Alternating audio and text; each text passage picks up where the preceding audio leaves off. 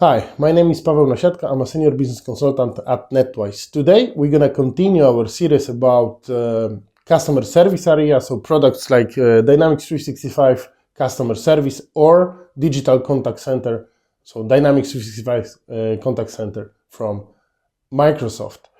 And actually, today's topic we're going to talk about is related to both, because you can use it in Dynamics 365 Customer Service and also Digital Contact Center. The feature I'm talking about is the possibility to create your own custom agent, custom copilot, as we would call them before. So where you can use that feature. First of all, you need a separate product for it, which is Copilot Studio, to be able to create this custom agent. But how it might help you? Well, let's imagine a company which is receiving a lot of requests, questions, and cases daily. And most of those questions, you will notice that most of those questions, your customers should be able to answer themselves, because those are questions about product specifications, about claim procedures, about instructions, anything around it.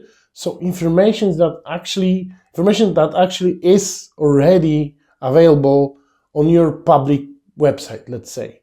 Yeah, but of course, people are calling your agents in your contact center. Need to take that call and answer those questions, to find the answers and then answer those questions.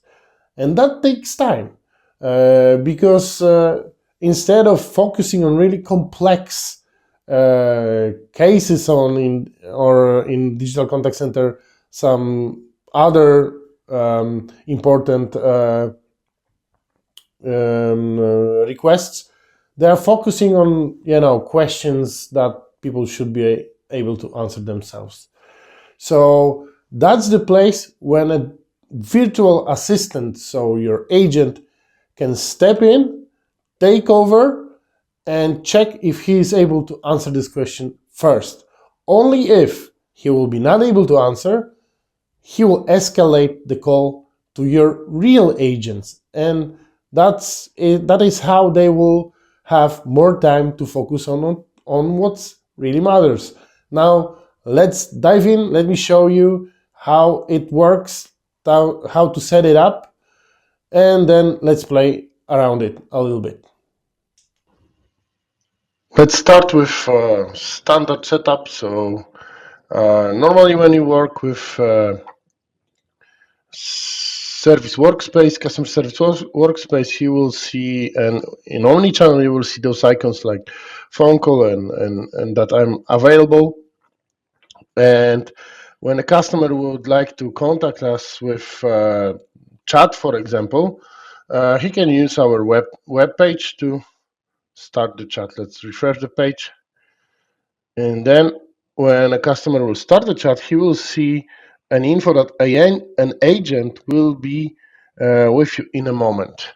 And me as an agent, I will see incoming message right away. When I accept it, then the chat will open and we will start to have a conversation. Yeah, and in the same time, when the chat is opening, customer already can see who was assigned to this chat. Yeah, and I can see here what's going on. So when a customer will type anything, I need help with, I will see incoming messages and so on. So what happened here is right away, after customer was asking a question, I was receiving an incoming message as an agent. So it was nothing between us. So customer was starting the chat, and then agent was already having it as an incoming message. And what with all the situations when customers are asking questions that you have answered already in, for example, frequently asked question web page, or an invoice in an instruction, or the answer will be always the same. For example, they will asking you for, let's say, the best product for a specific place, and you have a procedure for that. So all those incoming messages and phone calls are just taking time to your agent, and instead of working on really complex cases, they are just answering those questions. So what to do with those kind of situations?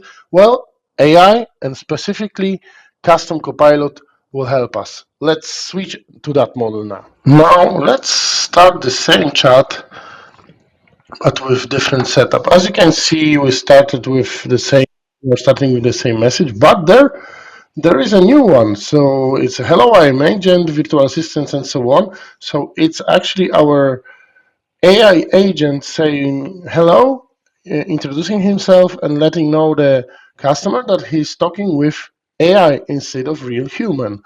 And what this agent can do for us, for example, let's imagine that this is a web page where people are asking us about some product recommendations, maybe some questions about those product, generic questions. So, for example, I have a new office. What will be the best coffee machine for me? Yeah, let's imagine that we are selling coffee machines. So a customer is asking for the best machine for his new office. And there it is. So there is an answer. The best coffee machine for offices are Crema Cafe and so on. So, and there's some kind of a citation here, which you cannot see because of the colors, but this can be changed as well. So how was that done? And just notice that here in the background, I have a customer service workspace where I'm working as an agent, and you can see I'm still available. There is no incoming message, nothing. So how was that done? That answer was done by our copilot, our agent, as we should call them now. An agent was assigned to a work stream, and thanks to that, we could use a generative AI to answer those kind of questions. So the rule is, when you assign an agent to a work stream, I will show you in the few minutes how to do this. The rule is that the agent will be always the first one to respond to a customer's request. If I want to talk with real agent, I can do it like this. So I can escalate it, and he answer and escalate to a real agent, and after a moment we should receive our incoming message, as you can see right now, where agent will take it and start to having a conversation with that customer. Well, let's see how that will work. So we have it. Customer has an info that real agent was assigned to this chat, and look, agent gave us all the details, all the previous conversation that he has with the customer. Yeah, so agent has he can see all the previous messages that was done between AI agent, and the customer, and then he can continue. And now let's look, and he can start to work, create a case, and so on. Now let's look how was that done, how to build that kind of a copilot, which kind of a data source or knowledge source you can assign to this copilot. Let's see that. Yeah, so to be able to create your own custom agent, you need a license for Copilot Studio. And my agent is here. And what you can do with this, you can build those agents in multiple ways. I mean, those agents can work with external systems, checking some data and answering with details. Those agents can use files, web pages, SharePoint pages as a knowledge sources. what you can see here, my agent is a simple agent with one knowledge source, which is this list of products for winter, which is like a promotion, whatever. And when we want to check how this file looks like, I will show you here. So based on that file, this AI agent was able to answer to our customer's question. As you remember, he was asking for the best product for the offices. Yeah, and he was not asking like, what's the best product for office? He was saying that he has a new office, what's the best product for him? And using large language model, Generative AI was able to create an answer based on those data. Yeah, so for a new offices, it was those products he was recommending. Yeah, so this is how you create your copilot. So right now the name is agent, and there are multiple ways to do that. That would be a nice topic for a new separate video, but just keep in mind that you can use different knowledge sources here, like files, like web pages, and so on. You can integrate with external systems and ask questions about the data in those systems, and so on and so on. You can create topics, which are, as I like to call them, like a static version of a web of a knowledge source. When you always know, for example, it's a simple decision algorithm. Yeah. So if someone asking about, I don't know, about, for example, trainings, you will ask a question, what kind of a training you're asking for. He will ask about trainings about products. Then Copilot or agent will answer that the contact person for trainings for products is this one, and for security is other person. Yeah, so those are like static informations, like a simple decision tree algorithm, which you can build here in topics. Then you simply need to publish this agent and add him into a channel which is Dynamics 365 customer service. And then there is a one specific topic that you need to modify in your agent, which is this one. Yeah. So when somebody was asking you to talk to real person, to the agent, whatever, we are just adding this action, transfer conversation, and that's it. We don't need to do nothing more. System will know that he needs to now switch the conversation, move the conversation, transfer to the real agent in our queue in customer service. And now, after you publish this copilot with those kind of changes, you need to simply go to a customer service admin center, find your workspace on which your agents are working, workstream, and then when you have this one, identify, which is this one, you simply need to add a bot here. Yeah, and that's it. And you need to wait 15 minutes after publishing, because changes can appear after 15 minutes. All the bots available for you, you will see here. Yeah, so I can add another one existing or create a new one. So you can do it from this place as well. As you can see, there are some other available agents for me to be able to add them to the work streams, and that's it. After you, save the changes in a work stream, you need to wait, as I said, some like 15 minutes, and that should start working. And just keep in mind that the basic principle, basic rule here will be, after you add a bot to your work stream, he will be always the first one to respond to a customer questions.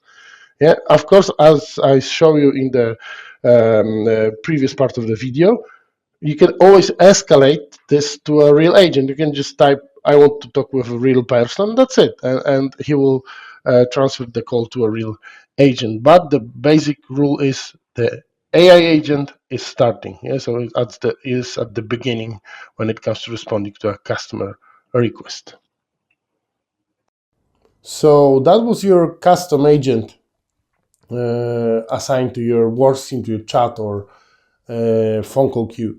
So let's summarize that. So this virtual assistant will be always the first one to respond to your customers' questions in a workstream that he's assigned to. So if somebody is starting chat, this will be the virtual assistant, which will try to help your customer. And only if he will be not able to find an answer to that question, to that request, he will ask a real person to step in, to take that call, to take that message, that chat, that conversation, then take over that conversation and try to help your customer. Of course, from your customer's perspective, he will be always able to ask, just connect me to a real person, and it will happen immediately. So from your real agent perspective, when he will take over conversation on phone call, he will have already some knowledge about it. So he will not start with a blind card, because he will see the entire conversation that was done before he took over. Yeah, so that's the summary. And of course, at the end, the number of questions about things that people should be able to answer themselves should limit, yeah, because your virtual agent will be the one who will answer them. Of course, as you saw, it's not a feature like first IVRs when, if you want that, just press that. No, it's really human-like language, work really, really nice. So if you like that feature, if you maybe you are looking at more information about those AI-related features in customer service area, you need to stay with us because there are more videos to come. As I said, it is a series about it. There are more videos to come in that series. For today, that's it. Thanks for watching. Subscribe to our channel to not miss any of those new videos. Thanks for watching and see you in the next video. Bye.